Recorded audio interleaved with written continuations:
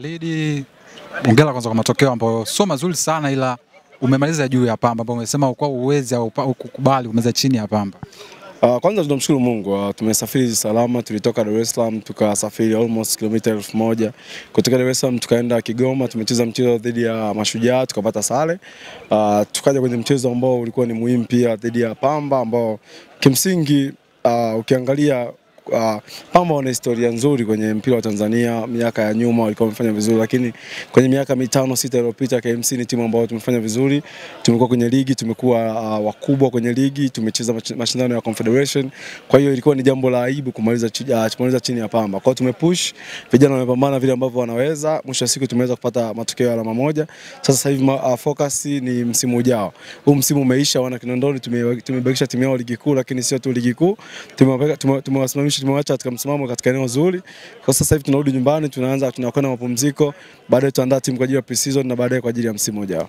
Moza alisema mechi ya kwanza ilimuuma sana, alitarajia leo kupata matokeo ili asawazishe ile maumivu, ameshindwa. Kwa hiyo unamwambia nini hasa Moza? Nadhani mimi nilimwambia jana tukiwa kwenye interview sehemu kadhaa, nilimwambia kwa ubora wa wachezaji ambao tuko nao nikiangalisha na wachezaji wake, naona hii mechi hawezi kutufunga. Na kweli tumekuja kwenye pitch, tumedominate mchezo, tumeweza kutengeneza nafasi. Mwisho siku tumeweza kupata matokeo ambayo yanatufanya tumeweza katika nafasi ya 10. Wewe kama msemaji wa KMC, hasa msimu huu kwako umeudefine vipi au umeona vipi? Unaweza kuelezea since msimu umeanza mpaka sasa umetamatika siku ya leo?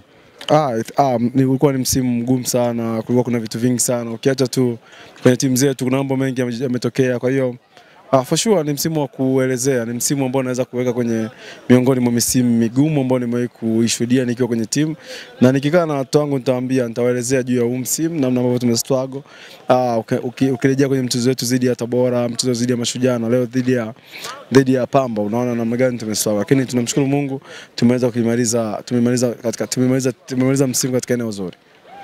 Okay, unawaambia nini wana Kino Boys kuelekea msimu ujao? Tunajua sasa mnaenda off season, ila kuna yale ya kuwasii na kueleza kwamba wanapaswa wajiandae kwa lipi na naambia kwenye magrupu ya KMC ya Hamasa, nilikuwa naambia hii timu yao haiwezi kucheza playoff wala haiwezi kushuka daraja.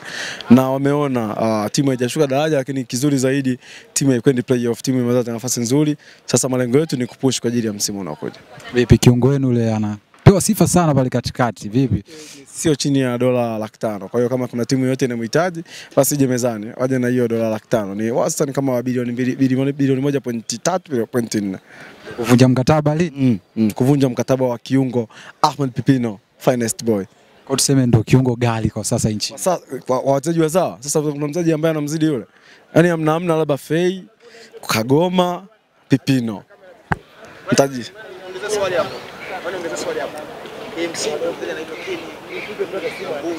Captain Toriso. Huyo ni wachezaji vyuma ambao umewekwa sikia, ni zaidi ya misimu 8 anacheza kwenye kiwango kile hajaje kushuka kiwango. Ni hatari sana. Yuko pale pale. Huyo mchezaji ukiwa na mchezaji wa namna hiyo kwenye timu ni hatari sana. Kama B.2. Mwambungu so far nitaweka wazi siku nyingine. Asanteni.